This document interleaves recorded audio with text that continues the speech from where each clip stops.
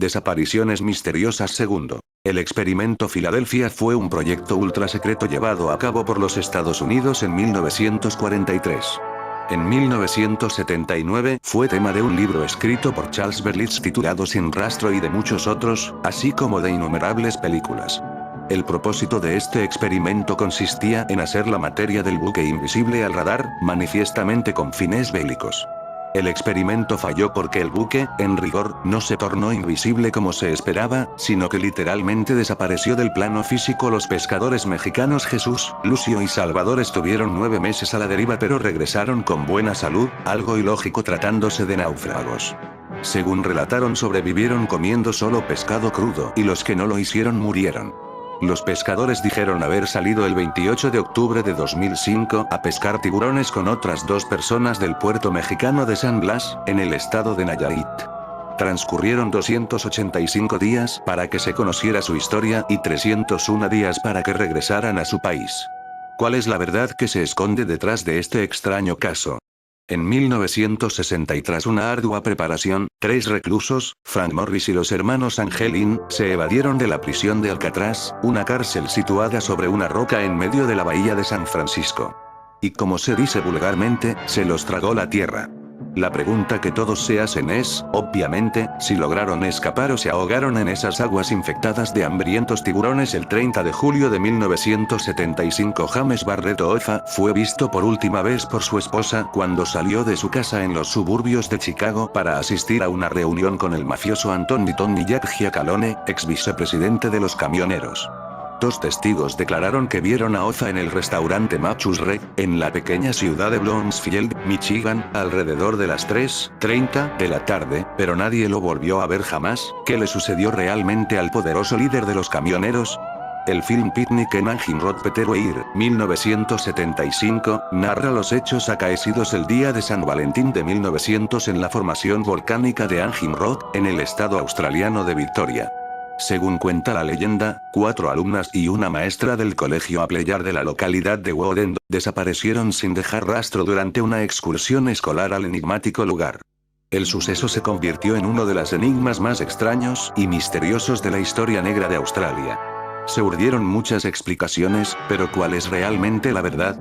Una pequeña de la misma edad que la de la figura, conocida como la Niña de las Peras, desapareció en 1905 en el barranco de Badajoz, reapareciendo medio siglo más tarde con la misma edad. ¿Qué le ocurrió?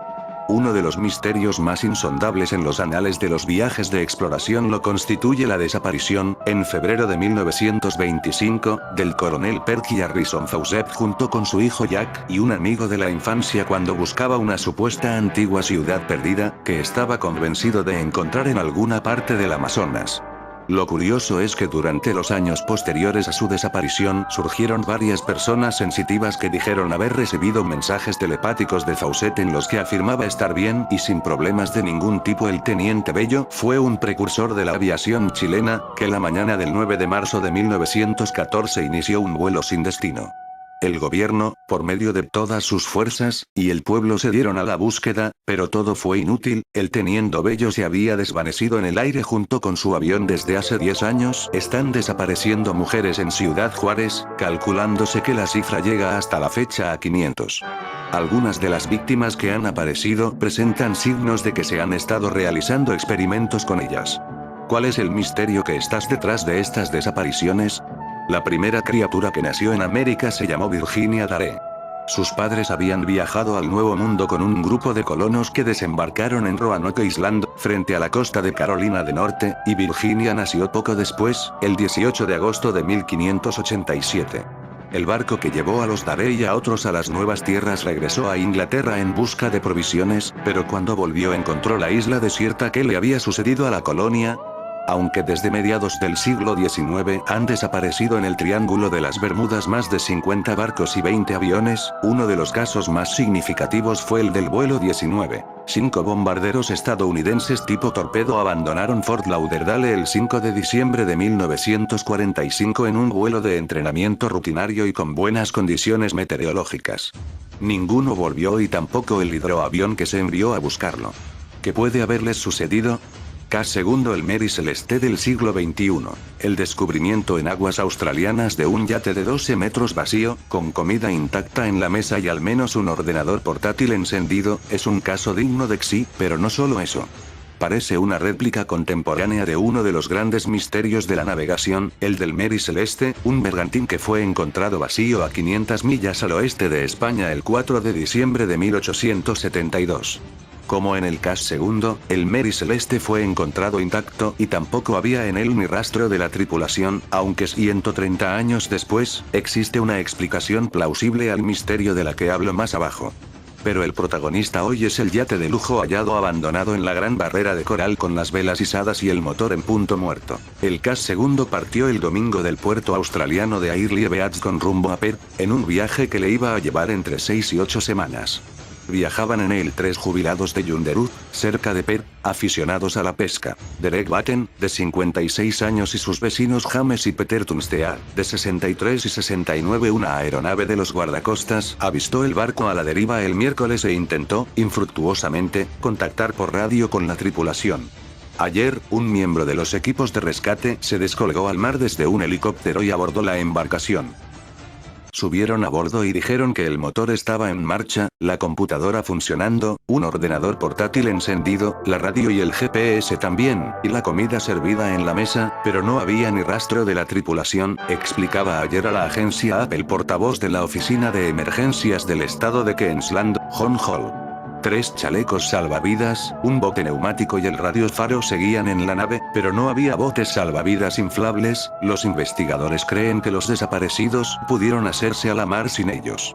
La vela de proa estaba rasgada, posiblemente a consecuencia del tiempo que el barco había permanecido a la deriva, y no había ningún otro desperfecto, lo que sumado al buen tiempo reinante, tiene intrigada a la policía. La familia de James Justin confía en que los 3 hombres se hayan montado en un bote y abandonado el catamarán temporalmente sin anclarlo bien. Es la esperanza que tenemos, que se olvidarán de anclarlo y se fuera a la deriva. Los 3 idiotas, ha dicho Karen Gray, su hija, a un canal de televisión. Barry Aldan, que tiene un negocio de alquiler de embarcaciones en Shute Harbour, es bastante más pesimista. Cree que uno de los hombres pudo caer al agua, los otros se lanzaron a rescatarle y luego no pudieron volver a subir al barco, que quedó a la deriva, con sus ocupantes indefensos en unas aguas repletas de tiburones. Mientras, la policía examina el GPS para ver cuáles fueron los movimientos del catamarán y 9 aviones, 2 helicópteros y 4 barcos buscaron a los jubilados en un área de 1.300 kilómetros cuadrados sin ningún resultado. La extraña desaparición de Frederick Valentich. Un incidente ocurrido sobre el estrecho de Bass, en Australia, en octubre 21 de 1978, se convirtió en uno de los casos más espectaculares en la historia de la fenomenología ovni.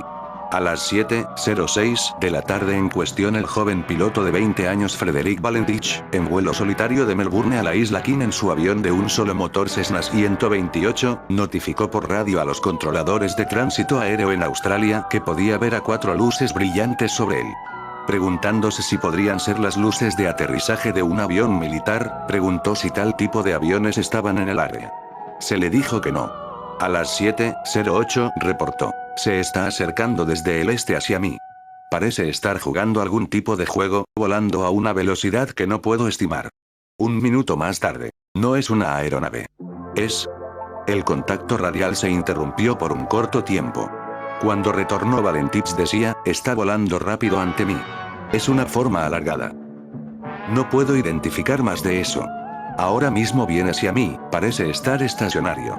Estoy orbitando y la cosa está orbitando también sobre mí. Tiene una luz verde y un tipo de luz metálica en el exterior. Tras un breve silencio, el piloto informó por radio que el motor de su avión fallaba. Sus últimas palabras fueron: no es una aeronave. Y entonces, Frederick Valentich desapareció. Una búsqueda suya comenzó de inmediato por tierra, mar y aire y continuó hasta el miércoles 25 de octubre, cuando los oficiales gubernamentales se dieron por vencidos. Lo único que hallaron durante la búsqueda fue una mancha de aceite sobre el mar que subsiguientemente concluyeron no pudo haber sido producida por un avión pequeño como el suyo. Es dudoso, en todo caso, que las autoridades australianas creyesen ellas mismas tal teoría. Su interés principal parecía ser el de reducir el interés del público por el incidente. Ciertamente tenían sus manos llenas. Por 2 o 3 días luego de la desaparición de Australian, un diario nacional informó que no había habido ninguna interrupción en la transmisión radial y que Valentich había descrito al ovni en detalle a los controladores del tránsito aéreo. The Australian aseguraba haber recibido tal información de una fuente confidencial dentro del Departamento de Transporte. El padre de Valentich hizo una alegación similar. Se me ha dicho que la cinta grabada contiene mucho más sobre lo del ovni y que la voz de mi hijo se escuchaba calmada durante la transmisión. Un vocero del Departamento de Transporte negó que parte alguna de la cinta sobre el intercambio radial estuviese siendo suprimida. El texto de los mensajes radiales entre el avión y tierra comenzaron cuando el piloto requirió a la unidad de servicio de vuelo en el aeropuerto de Melbourne información sobre otro tránsito aéreo bajo los 5,000 pies. Se termina unos 6 minutos más tarde a las 7:12 p.m., cuando la aeronave no responde más a las llamadas desde tierra. Otras desapariciones: el hombre que se evapora en el aire, misteriosas desapariciones de Lagos, Ambrose Bierce, Anastasia Romanov, el hijo de Lindbergh, Amelia Earhart, Frank Morris, Johnny Clarence Anglin, Agatha Christie, el barco Mary Celeste, Glenn Miller, lo que tiene venir. 1. Las diferencias de idioma desaparecerán. Nostradamus escribe que después de la invención de lo que él llama un nuevo motor, el mundo será como en los días antes de Babel. Explica el investigador, Nostradamus parece estar hablando de un tipo de máquina universal de traducir, tal vez una computadora. Él dice que este desarrollo conducirá pronto a poner fin a las naciones. 2. Los muertos caminarán por la tierra no muy lejos de la edad del milenio, cuando no hay más espacio en el infierno, los muertos enterrados saldrán de sus tumbas, Nostradamus advierte. Esta predicción escalofriante es conforme a las profecías que se encuentran en el libro de Apocalipsis. 3. La economía mundial colapsará. Sin sus fortunas, los ricos se morirán muchas veces, Nostradamus dice. 4. El sol proporcionará toda la energía. Las fuentes actuales de energía será reemplazada por energía barata y abundante de lo que Nostradamus llama al rey del cielo. Dijo el investigador, él describe lo que es claramente un satélite que recibe la energía solar y rayos hacia abajo a la Tierra. 5. La gente vivirá durante 200 años. Los avances en la medicina se extenderá la duración media de la vida humana a 200 años. El de 80 años de edad se parecerán a uno de 50 años de edad, el vidente dice. 6. Radiación quemará la tierra, los reyes robarán los bosques, el cielo se abrirá, los campos serán quemados por el calor, el vidente escribe. Esta es una advertencia de que la destrucción de las selvas tropicales conducirá a un agujero en la capa de ozono. La exposición de la Tierra a la radiación ultravioleta será altamente perjudicial. 7. Una antigua técnica china de sanidad reemplazar la medicina moderna. El viejo siglo XX de enfoque en la medicina, centrándose en la tecnología, se quedará en el camino, y será reemplazado por un enfoque mucho más eficaz basado en la mente sobre la materia. 8. Los humanos aprenderán a hablar con los animales. Los avances en la ciencia de la telepatía harán posible que las personas hablen con sus mascotas y animales de granja. 9. Todos los impuestos será abolido. Una gran revuelta pondrá fin a toda clase de impuestos para siempre. El vidente escribe, la gente se niega a pagar impuestos al rey. 10. Los aspirantes a padres tendrán licencias. Los días en que cualquiera podía tener un bebé se convertirá en una cosa del pasado. En el año 2013, Nostradamus predice 11. La desnudez va a ser la norma. Como el físico mejora, gracias a los mejores genes, las personas se sienten más cómodas con sus cuerpos, y la desnudez pública se aceptarán gradualmente. 12. La enfermedad de dormir se le pega a 1.000 millones. Alguna vez en el verano del año 2015, una epidemia saldrá de África y extenderse por todo el mundo y se propagará rápidamente. 13. Los homosexuales se cuadruplicarán en número por razones no explicadas. El número de hombres que aman a hombres va a multiplicarse por 4, Nostradamus predice. 14. El desastre de la guerra de las galaxias. El sistema de defensa antimisiles, propuesto por Ronald Reagan, finalmente se pondrá en su lugar, pero una metedura de pata hará que el sistema rocie a la Tierra con un fuego láser mortal. El escudo viejo del rey causará dolor, luces del cielo herirán oriente y occidente, el vidente advierte. 18. El anticristo será capturado. El anticristo, la encarnación terrenal de Satanás cuya venida está predicha en la Biblia, serán capturado y encarcelado en las entrañas de una poderosa fortaleza, antes de que tenga la oportunidad de quedarse con el poder. Esto pospondrá el apocalipsis durante siglos 20. El mundo se acabará en el año 2436. Nostradamus dice definitivamente que la historia humana se detendría el 1 de octubre de ese año.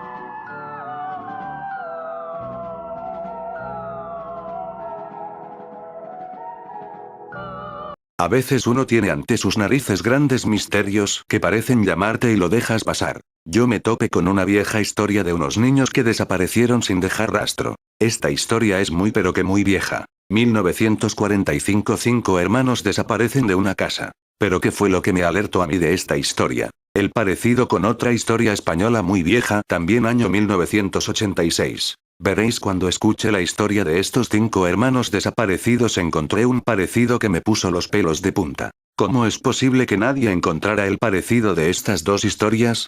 Dos casos ocurridos con 41 años de diferencias y de una punta a otra del mundo, pero misma historia, solo cambia los matices. Estos dos casos, el español y el americano, están considerados como unos de los más misteriosos del mundo. Sin embargo, nadie encontró el tremendo parecido: niños que desaparecen consumidos por fuego o ácido pero no aparecen restos humanos. El caso español se trata del niño desaparecido de Somosierra, supuestamente consumido por el ácido de un camión cisterna. El caso americano, los niños familia Soder supuestamente desaparecidos por el fuego de su hogar. Para mí esta es la forma que tiene la élite satánica de raptar a seres humanos sin dejar pruebas. Hay otra modalidad que son los aviones desaparecidos. Aquí dejo los casos, compararlos. La misteriosa desaparición de 5 niños. Era una tranquila noche de Navidad para la familia Soder en el año 1945 en West Virginia. La familia estaba conformada por George, Jenny y sus 9 hijos. Cuando llegó el momento de que los niños vayan a dormir, 5 de ellos, Maurice, 14, Marta, 12, Louis, 10, Jenny, 8, y Betty, 6, pidieron permiso para quedarse jugando un poco más de tiempo. La mamá aceptó el pedido sin antes recordarles que tenían que acordarse de apagar las luces, cerrar las cortinas y la puerta frontal. Después de darles las indicaciones, George, Jenny y sus otros 4 hijos fueron a descansar a sus recámaras. Más tarde, en la madrugada del día 25, el teléfono empezó a timbrar. Jenny bajó de su cama para contestar. Era una mujer de voz desconocida quien, al parecer, estaba en alguna reunión o fiesta, ya que se escuchaba a varias personas hablando en el fondo. Aquella mujer le preguntó a Jenny por alguien a quien no conocía, por lo que le respondió que el número que había marcado estaba erróneo. La mujer lanzó una risa muy extraña y colgó inmediatamente.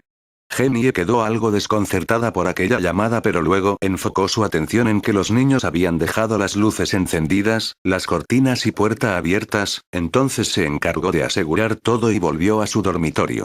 Una vez en la cama y cuando estaba a punto de conciliar el sueño, la mujer escuchó como si algo hubiera caído al techo y empezara a rodar a lo largo de la casa. Inmediatamente después, un aroma a quemado comenzó a invadir cada lugar. Al dirigirse al pasadizo se dio cuenta de que todo estaba cubierto por fuego y humo. George y Jenny llamaron a sus hijos indicándoles que salgan de la casa rápidamente. Una vez que todos estaban afuera, George y Jenny se dieron cuenta de que los 5 niños que se habían quedado hasta tarde no habían salido. Desesperado, George intentó volver a la casa para sacarlos, pero el fuego había invadido la entrada principal, por lo que se dirigió a un lado de la vivienda donde había una escalera para subir por la ventana. Al llegar vio con sorpresa que la escalera no estaba.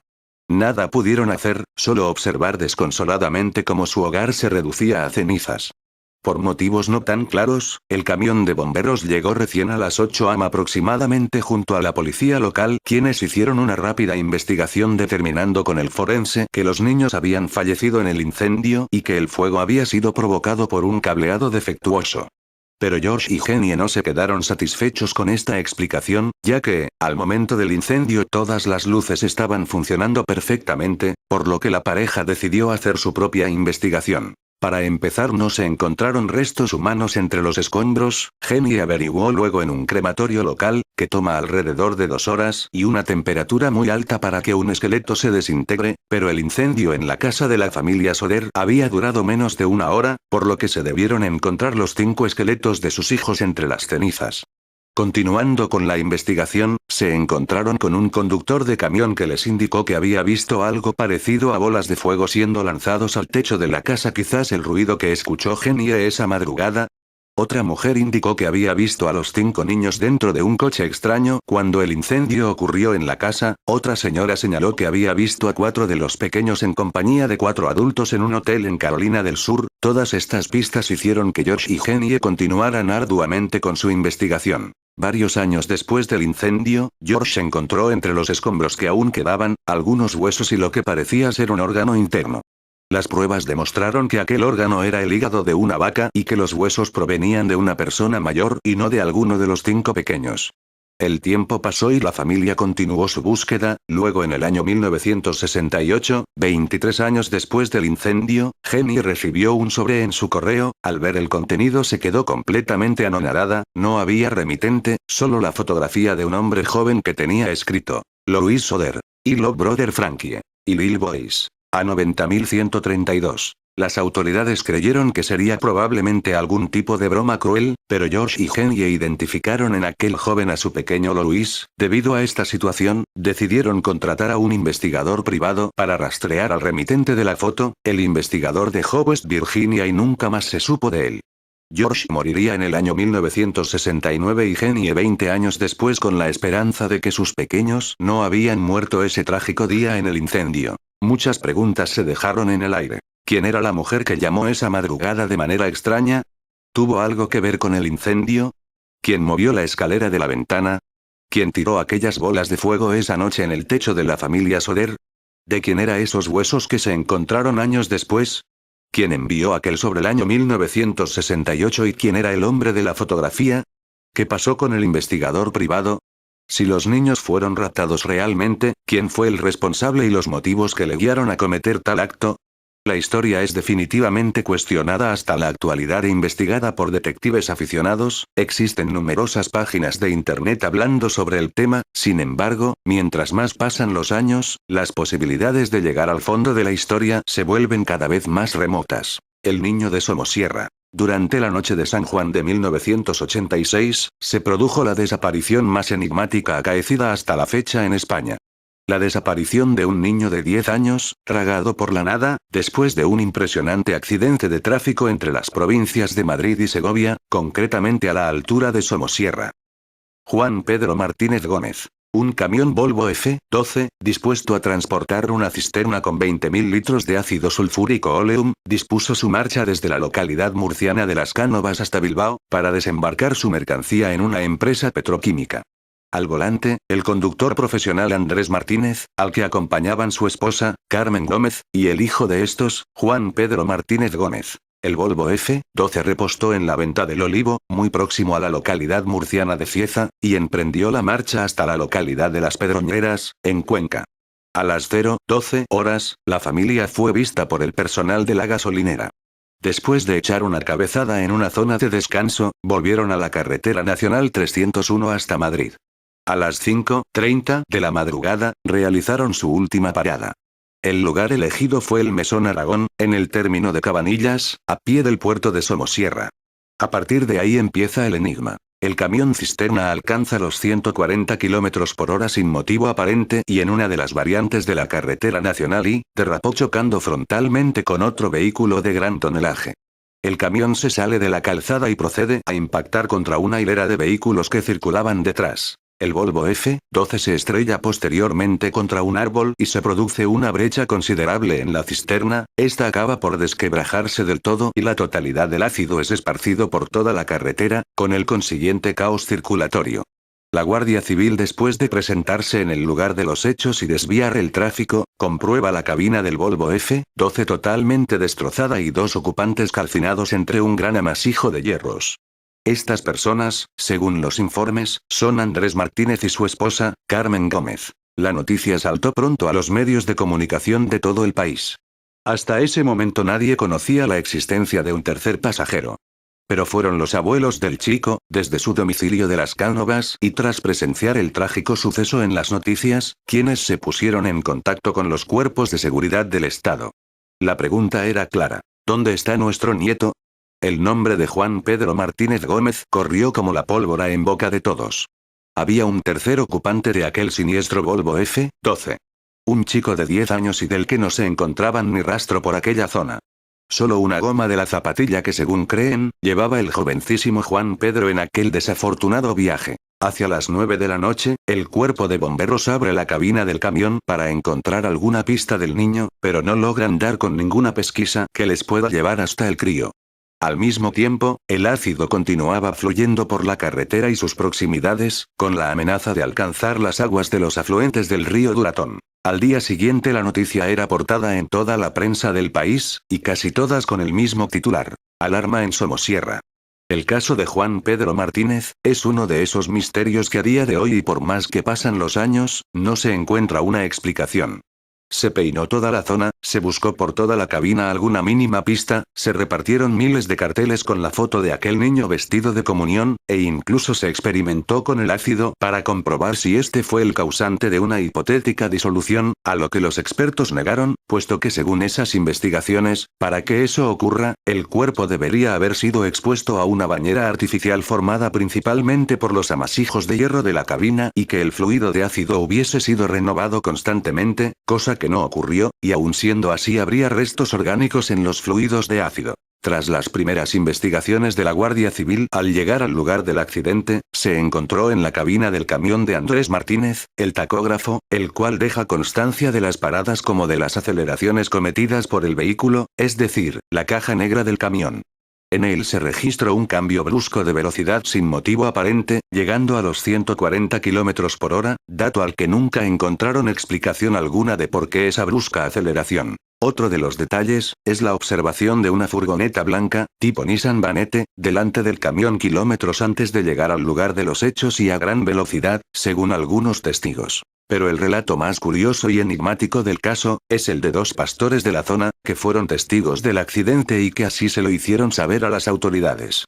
Estos dos vecinos de la zona atestiguaron que inmediatamente después del accidente y aprovechando la confusión y el caos propio del suceso, observaron a dos individuos de una altura considerable, de tez blanquecina y engullidos en unas batas blancas que les llegaban hasta los tobillos, sacar de la cabina del camión y posteriormente llevarse un gran bulto.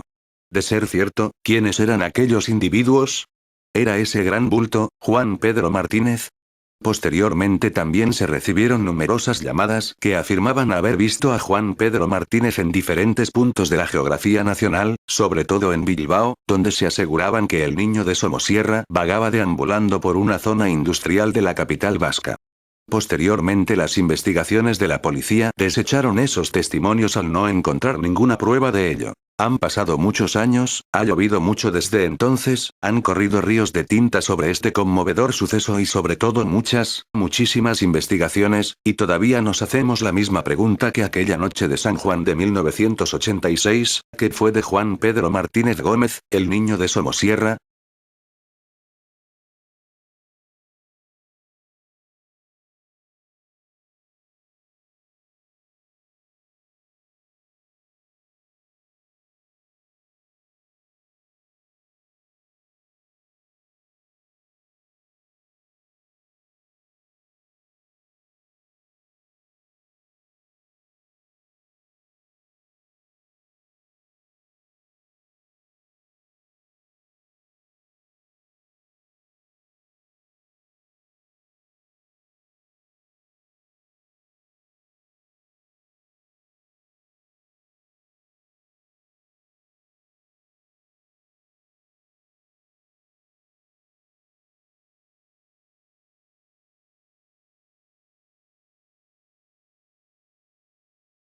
Yo estaba cansado. Estaba durmiendo y tenía un sueño muy pero que muy profundo.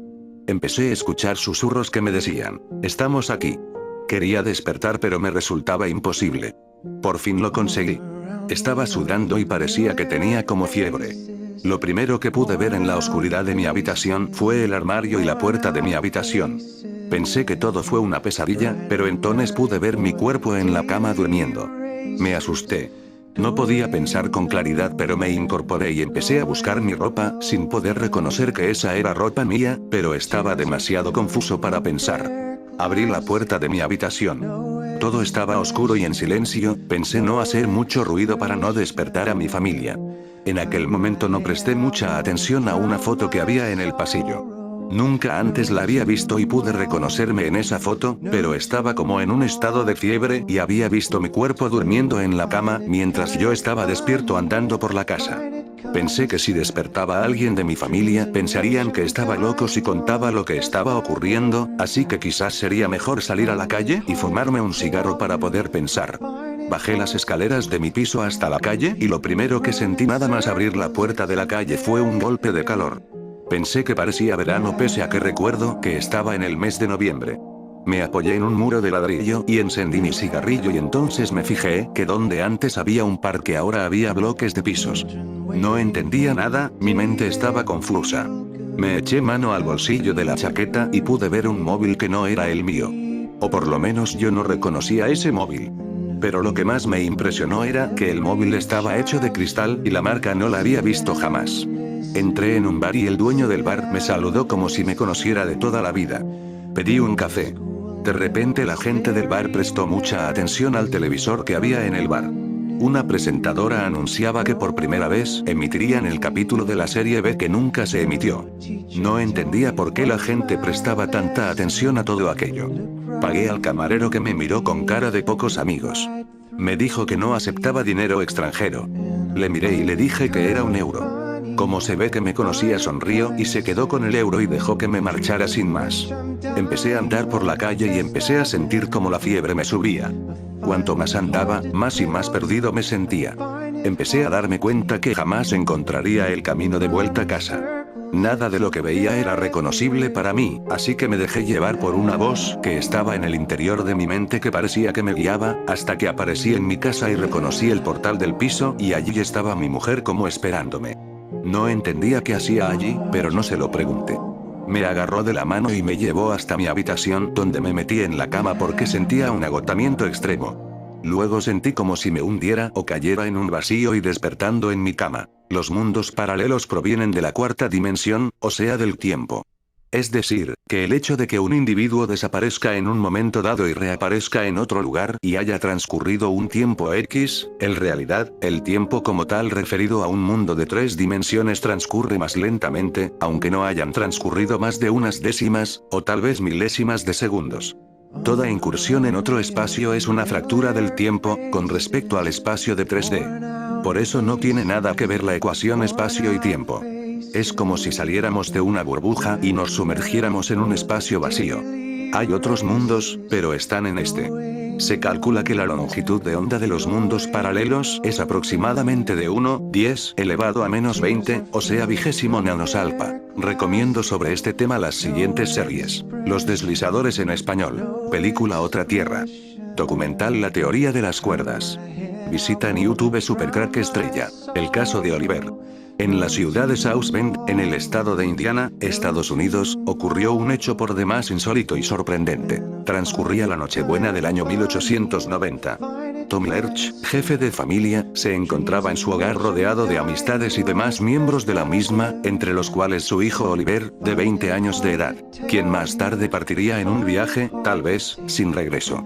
Eran aproximadamente las 10 de la noche y su madre estaba haciendo los arreglos para la cena, cuando pidió a Oliver que fuera hasta el pozo en busca de agua. Este se puso su abrigo y salió de la casa. No había transcurrido mucho tiempo cuando de pronto las personas allí reunidas escucharon un grito aterrador, en el que pudieron reconocer la voz angustiada de Oliver pidiendo ayuda, gritando reiteradamente: «¡Auxilio, me han agarrado! ¡Auxilio, socorro!». Su voz venía ahora desde el cielo, pero en él no se veía absolutamente nada, a pesar de la iluminación de la luna. La posterior búsqueda no condujo a nada que pudiera evidenciar lo ocurrido, solo se tenía como prueba las pisadas de Oliver en dirección al pozo, pero en determinado lugar abruptamente desaparecían. Sobre este caso se han presentado varias hipótesis, 2 de las cuales son las más comúnmente enunciadas. Se trataría de un posible rapto por parte de una nave extraterrestre, o bien el paso a una dimensión desconocida.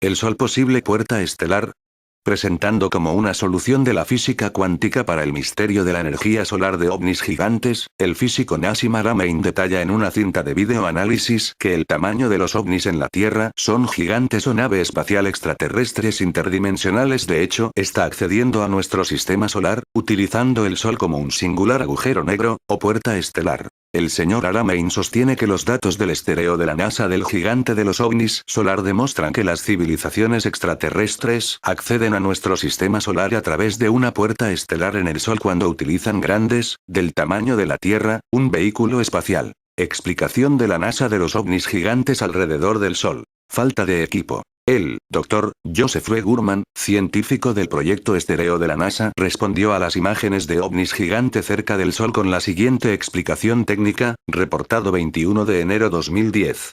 Dr. Gurman escribió, estamos viendo en la diferencia entre modo de faro casi en tiempo real, muy comprimido, agrupada creo que 512x512 o más pequeño, las imágenes y la reproducción normal de las imágenes de telemetría, 2048x2048 en modo nativo, mucho menos, pero aún con pérdida comprimido. El 18 de enero, a las 21:47 UT, el registrador de datos de centrales de DSN, que almacena todos los datos de la reproducción de todas las misiones de apoyo de DSN, falló. Una copia de seguridad CDR se hizo cargo, pero al parecer comenzó a trabajar en los datos del 10 de enero, en lugar de las 4 horas previas, tal como fue diseñado. Lo último que supe, los ingenieros de DSN no entiendo por qué, pero ciertamente suena como un problema de software. Por alguna razón, DSN es incapaz de restablecer un puntero y decir, por favor, iniciar el procesamiento de este tiempo, en lugar de tiempo de eso. Así que nosotros, y todas las misiones con el apoyo de DSN, quedamos a la espera de los datos de reproducción del 18 de enero y todos los días. Tan pronto como lo conseguimos, y tuvimos los equipos de instrumento, formateamos la telemetría científica en formatos útiles, que permiten, por ejemplo, haciendo sexy datos EUV en imágenes, vamos a publicar las imágenes y estereo ver otros datos en los lugares habituales. Y no sé por qué el DSN está diseñado de tal forma, con un sistema CDR inflexible. Sospecho que puede modificar después de esta experiencia. Dr. Joseph W. Gurman, científico del proyecto estéreo de la NASA. El físico Nassim Haramein dice que los ovnis acceden a nuestro sistema solar a través de una puerta solar utilizando el Sol. Extracto de la conferencia de Nassim Haramein, el Sol crea pequeños agujeros que son las manchas solares, estas manchas, no son manchas como todo el mundo cree, sino que son agujeros negros de tamaño más pequeño, que duran semanas o meses y después se cierran, una especie de ventanas por las que se podría viajar a otro espacio-tiempo. Según el señor Haramein, cada Sol contiene una singularidad agujero negro. Civilizaciones avanzadas extraterrestres o interdimensionales que deseen acceder a nuestro sistema solar de gran tamaño, tamaño de la Tierra, nave puede hacerlo a través de la puerta estelar de nuestro Sol. ¿Cuáles son las implicancias para el año 2010? La divulgación de los ovnis gigantes en el Sol. La oleada de ovnis solar gigantescos tiene profundas implicaciones para el año 2010. La revelación extraterrestre, suponiendo que los datos originales de la NASA Estéreo Espacio son verdaderas imágenes. 1. En la NASA no se puede confiar para llevar a cabo la revelación extraterrestre, la explicación técnica de la falla del equipo ofrecido por el Dr. Joe Gurman, científico de la NASA Estéreo Proyecto es inverosímil sin justa causa, la NASA ha retirado las imágenes que mostraron los ovnis solar gigante de su sitio web. 2. El progreso de la ciencia humana puede ahora explicar los gigantescos ovnis solares. Nassim Haramein con la teoría de la singularidad ofrece una, basada en la ciencia. Una explicación plausible de los ovnis gigantes solares, que utilizan la puerta estelar de nuestro Sol para acceder a nuestro sistema solar de la realidad interdimensional. 3. La onda ovni solar del 18 de enero del 2010 constituye una revelación de la presencia por extraterrestres, al entrar en nuestro sistema solar a través de la estrella de la Puerta del Sol y siendo monitoreada y grabada por la nave estéreo de la NASA, las civilizaciones extraterrestres, interdimensional, de facto han revelado su presencia en naves espaciales tan grande como la Tierra. 4. Las gigantescas naves espaciales solares OVNI acceden al sistema solar a través de la puerta estelar de un Sol que la Tierra se ha supeditado al Tratado sobre el Espacio Ultraterrestre de 1967, artículo 2, que establece que el espacio ultraterrestre, incluso la Luna y otros cuerpos celestes, no es objeto de apropiación nacional por reivindicación de soberanía, mediante el uso u ocupación, o por cualquier otro medio. 5. Las gigantescas naves espaciales solares OVNI acceden al sistema solar a través de la puerta estelar del Sol, parecen tener la capacidad de prestar asistencia de emergencia, o la dominación sociopolítica de nuestra población humana, si es necesario. Tal intervención violaría una universal ley de la no intervención. Fuente: Examiner. Por otro lado tenemos al investigador William Henry, que sostiene que en el antiguo Egipto, se conocía la ciencia del viaje entre las estrellas, creando un portal en dos extremos del universo conectado por un agujero de gusano, una puerta estelar o Stargate. Un pliegue del continuo espacio-tiempo, que conecta dos regiones del universo alejadas entre sí. Para aquellos que no estéis familiarizados con ello, os invito a ver la serie de televisión que acumula más de 10 temporadas y que tiene millones de fans por todo el mundo. En dicha serie se desclasifica en forma de ciencia ficción, como habitualmente se hace, buena parte del montaje del viaje interestelar a través de los agujeros de gusano. Una ciencia avanzada y sagrada que se transmitía solo a aquellos pocos sacerdotes de alto rango, que aunque no comprendían de forma exacta los mecanismos que manipulaban, sí conocían cuál era su uso y motivo. Otra vez la realidad superando a la ficción. A la izquierda rayos de Osiris estirado encima de su agujero de gusano barca estelar de la eternidad. A la derecha dibujo moderno de un agujero de gusano, un sistema de transporte que comunica lugares y tiempos lejanos. Descubre en qué está basada la ciencia espiritual y el por qué la física moderna debe redescubrirla. Osiris pasea o navega por las estrellas en su barca estelar de la eternidad. Del techo estelar en el templo de Hathor en Dendera. El artefacto de Osiris, una torre que alcanzaba las estrellas. Uno de los muchos artefactos tecnológicos representados en los murales y estelas egipcias. En la pared opuesta de la capilla de Osiris, en Abidos, está el artefacto de Osiris, ampliado. Con el barco de la eternidad, el rey navegando hacia la eternidad como una estrella. Este barco se parece al dibujo moderno de un agujero de gusano. Merece especial atención Seti, que parece haber transformado su cuerpo en el artefacto de Osiris o está saliendo de él. Este es un maravilloso momento de transformación y resurrección. Alegoría mitológica de la descorporeización y recorporeización que se sufre al cruzar una puerta estelar o agujero de gusano. Un barco con forma de agujero de gusano está asociado al artefacto de Osiris. ¿Es este un antiguo artefacto de escaneo que proyectaba las almas a galaxias distantes o a otras dimensiones? Diagrama moderno de un agujero de gusano. Nótese las formas de trompeta o de forma de loto de las bocas de entrada y salida. El añadido del diagrama en forma de agujero de gusano al pilar de Osiris Torre de Babel, sugiere que esta escalera al cielo era alguna forma de acelerador de partículas para abrir agujeros de gusano o que actuaba como artefacto de escaneo, que escaneó a Seti átomo a átomo y alimentado con esa información, lo proyectó a través del agujero de gusano para la reconstrucción, reconstitución o recuerdo de él, el recordado Osiris en el otro extremo, de la puerta estelar.